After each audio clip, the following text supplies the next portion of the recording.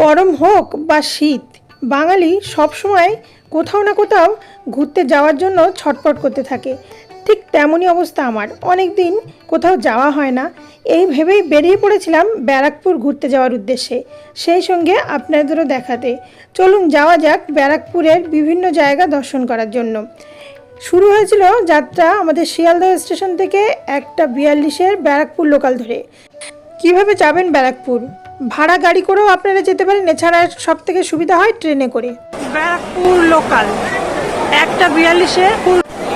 নমস্কার বন্ধুরা, চলে এসেছি শিয়ালদহ স্টেশনে। আমরা এবার যাচ্ছি ব্যারাকপুর লোকাল ধরে ব্যারাকপুরে অন্নপূর্ণা মন্দিরের উদ্দেশ্যে। চলুন যাওয়া যাক।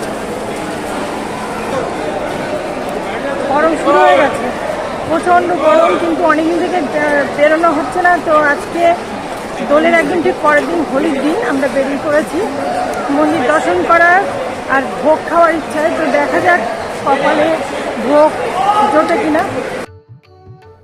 ব্যারাকপুরগামী যে কোনো লোকাল ট্রেনে উঠে পড়লেই কিন্তু ব্যারাকপুর স্টেশনে নেমে যাওয়া যায়। কলকাতা থেকে ব্যারাকপুরের দূরত্ব 30 কিলোমিটার মতো। বাঘাযতীন থেকে 1:45-টায় আমরা উঠেছিলাম ট্রেনে। তারপরে এখানে নেমে 1:42-এর লোকাল ধরে কিন্তু ব্যারাকপুর চলে যাচ্ছি। ট্রেন একেবারেই পুরো ফাঁকা, কোনো চাপ নেই। তো আজকের একদম উদ্দেশ্য সেটি হলো দ্বিতীয় দক্ষিণেশ্বর মা অন্নপূর্ণার মন্দির দর্শন করার, সেই সঙ্গে আরও কিছু দর্শনীয় স্থান দেখার। আমি মাধুরী, আজকে সঙ্গে আছি আপনাদের। এখন বাজে হচ্ছে 2:18, আমরা উঠেছিলাম 1:42-এ।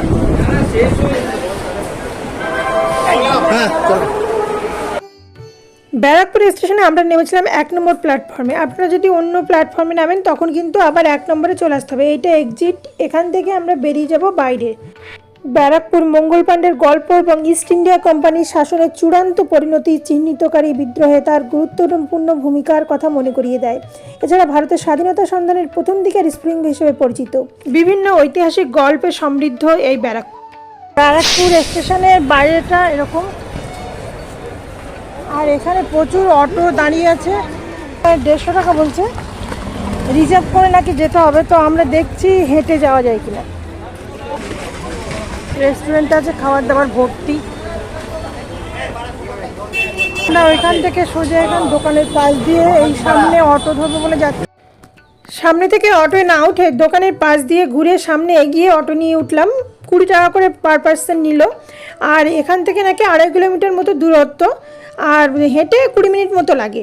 তো আমাদের সঙ্গে যেহেতু বাচ্চা ছিল, সেই জন্য আমরা অটো করেই যাচ্ছি। আপনারা চাইলে হেঁটেও যেতে পারেন। সামনে কিছুটা এগিয়ে গিয়ে তারপর কিন্তু ডান দিকে ঘুরে যাবে। এছাড়া বেরোতে বেরোতে আমাদের প্রায় দুপুর হয়ে গেছিলো, সেই জন্য দুপুরে রৌদ্রে না হেঁটে আমরা অটো করে সোজা এরম এগিয়ে দেখুন ডান দিকে ঘুরে গেলাম। সামনেই পড়েছিল জগন্নাথ মন্দির।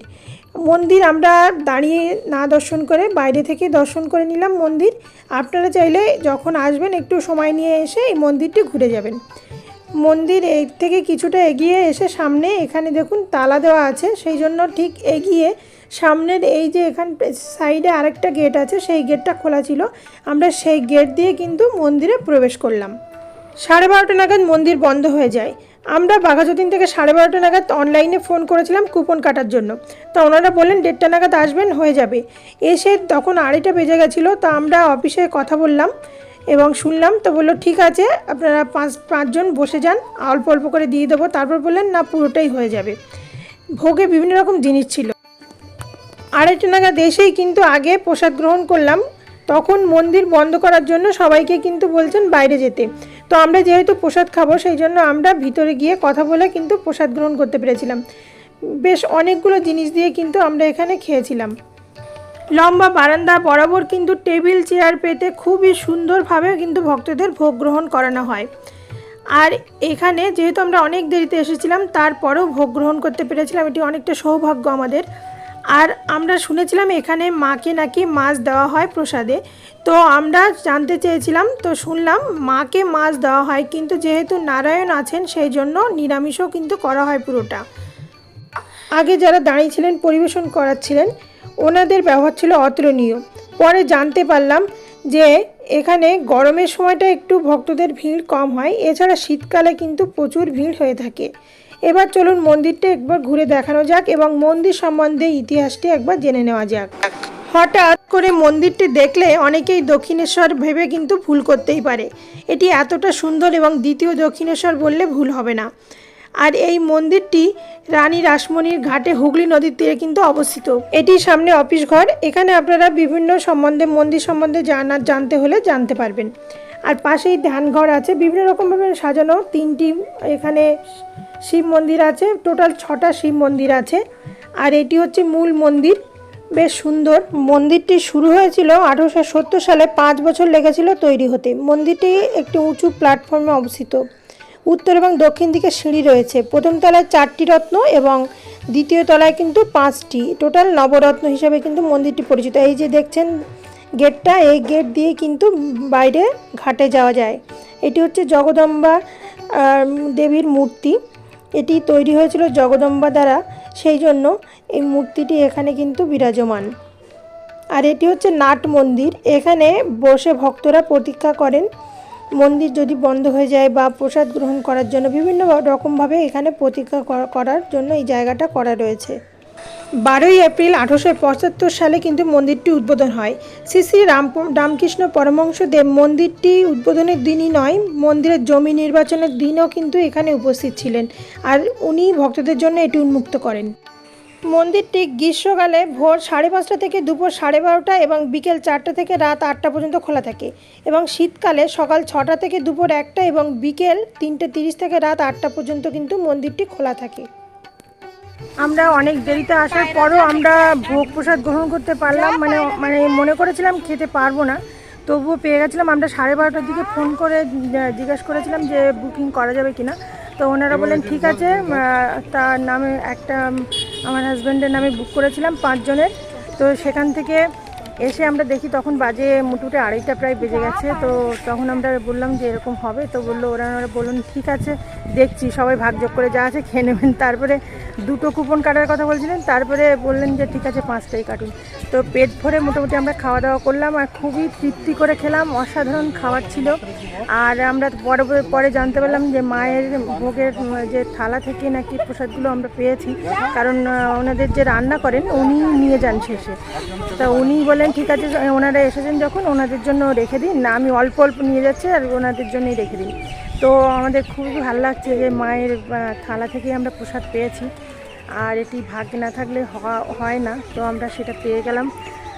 খুবই ভালো লাগলো। তো আপনারা যদি এখানে আসেন ভোগ খেতে, তাহলে আপনারা অনলাইনে বুকিং করে নেবেন। বুকিং করতে কোনো পয়সা লাগে না, আলাদা করে বুকিংটা কোনো একটা নামে করলেই হয়, এসে আবার কুপনটা কেটে নিতে হয়। 120 টাকা করে কিন্তু কুপন। এখানে পায়রারা খুঁটে খুঁটে তাদের খাবার খাচ্ছিল এবং সে এক সুন্দর দৃশ্য, যেটি খুবই ভালো লাগছিল। আর উড়ে যাওয়ার দৃশ্যটি সব থেকে নজর কেড়েছিল। ঢোকার সামনের যে ফটকটি, সেটি কিন্তু এটি সিংহ মূর্তি দ্বারা বেষ্টিত। মন্দিরের পিছনে গঙ্গার ঘাটের দিকে মোট 6টি 8তলা শিব মন্দির রয়েছে। ঘাটে যাওয়ার লোহার দরজার প্রতিটি পাশে 3টে করে। 6টি শিব মন্দির কল্যাণেশ্বর, কাম্বেশ্বর, কিন্নরেশ্বর, কেদারেশ্বর, কৈলেশ্বর এবং কপিলেশ্বরের উদ্দেশ্যে নিবেদিত। এই 8তলা শিব মন্দিরের ঠিক পিছনে বাম এবং ডান দিকে 2টি নহবতখানা আছে। শুধু অন্নপূর্ণা মন্দির আসতে হলে আপনারা ব্যারাকপুর নেমে অটো করে কিন্তু তালপুকুরের কাছে এই অন্নপূর্ণা মন্দিরে চলে আসতে পারেন।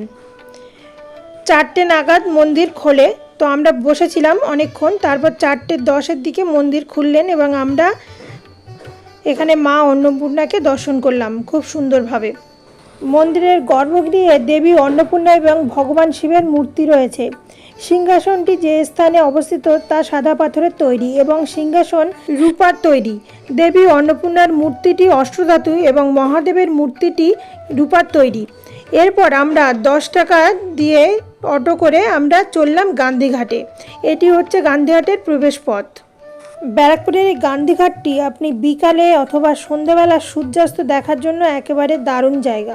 আর এখানে বসে কিন্তু একটা সুন্দর মুহূর্ত কিন্তু আপনারা উপভোগ করতে পারবেন। আমরা গেছিলাম 4:30 নাগাদ, তখন সূর্য অস্তমিত হয়নি, একেবারে রোদ ঝলমলে দুপুরে সূর্য পুরো একদম জলের মধ্যে একদম ঝলমল ঝলমল করছিল, এক অপূর্ব দৃশ্য। এই ঘাটে একটি স্মৃতিস্তম্ভ রয়েছে। এটি মহাত্মা গান্ধীর ভস্মের একটি অংশ দিয়ে সজ্জিত। ভেতরে একটি দেয়াল চিত্র রয়েছে যেখানে তার গুরুত্বপূর্ণ কাজ চিত্রিত করা হয়েছে এবং এটি খুব বিস্তারিতভাবে বর্ণনা করা হয়েছে। এই ঘাটে সূর্যোদয় এবং সূর্যাস্তের দৃশ্য এবং পাশ দিয়ে প্রবাহিত শান্ত নদী অসাধারণ। এর পরের গন্তব্য মঙ্গল পাণ্ডে পার্ক। এই মঙ্গল পাণ্ডে পার্কের নামকরণ হয়েছে মঙ্গল পাণ্ডের স্মৃতিসৌধের উদ্দেশ্যে। পার্কের একটি স্মৃতিস্তম্ভে তার প্রতি শ্রদ্ধাঞ্জলি হিসেবে একটি মূর্তি শিলালিপি রয়েছে। পিকনিক এবং জগিংয়ের জন্য এটি দারুণ জায়গা। একটি খরচ বেশি দিয়ে আপনারা গঙ্গাবক্ষে কিন্তু ভ্রমণ করতে পারেন এবং শিশুদের জন্য খেলার জায়গা রয়েছে। পার্কটি সোমবার থেকে শুক্রবার সকাল 10টা থেকে বিকাল 5টা এবং শনিবার থেকে রবিবার 12টা থেকে রাত 11টা 59 পর্যন্ত কিন্তু খোলা থাকে। ব্যারাকপুর স্টেশনে নেমে গেছি আমরা। অটো করে গান্ধী পার্ক থেকে অটো করে এলাম, এসে এখান থেকে আইসক্রিম খাচ্ছি। গরম ভীষণ, তো আইসক্রিমটা ভীষণ ভালো লাগছে। এবার আমরা বাড়ির পথে চলে যাব। তো আজকের ঘোরাটা আপনাদের কেমন লাগলো অবশ্যই কমেন্টে জানাবেন, আর প্লিজ চ্যানেলটিকে সাবস্ক্রাইব করে পাশে থাকবেন। দুপুরে অন্নপূর্ণা মন্দিরে ভোগ গ্রহণ করে বিকালে ঠিক বাড়ি যাওয়ার আগে আপনারা চলে যেতে পারেন দাদা বৌদি রেস্টুরেন্টে। এখানে দারুণ সুন্দর বিরিয়ানি পাওয়া যায়।